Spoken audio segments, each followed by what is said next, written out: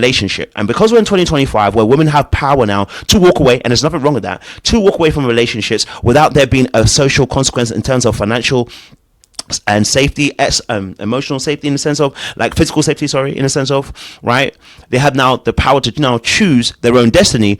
Now the power's in their hands to choose their own destiny. You can't just behave anyhow.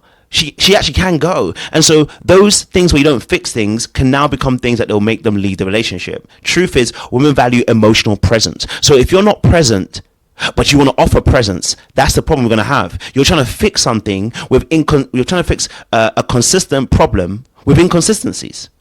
Or rather, because of your inconsistencies, and you're trying to buy something to make it consistent. You can't. Consistency requires consistency. And presence requires your presence physically to be there emotionally. And so when you don't do those things and you buy the gift, it will stave off the relationship for a little while, but it won't save you. Okay? So without emotional connection, even the biggest gestures can feel empty, right? Instead of emotional ones. Okay? Is that one of the reasons why? It's because men tend to deflect from the small issues. Remember we said about how men try to fix things. They are trying to fix it, but they haven't. Remember, they try to fix emotions. And so when you have an emotional issue, they're thinking to rather than fix the emotional issue by themselves becoming to a space of validating your emotions and becoming emotional vulnerable, they rather not.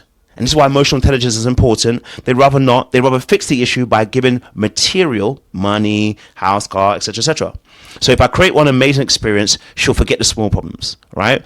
This mindset ignores the core relationship needs, okay? Number two, to make up for mistakes. So they'll use these things to make up mistakes, using money or gifts as a temporary fix rather than working through the actual issue and the emotional damage. Why? Because sometimes men, you know how you hear saying men, they feel uncomfortable when a woman gets upset. And in fact, they can get upset at the fact that you're upset.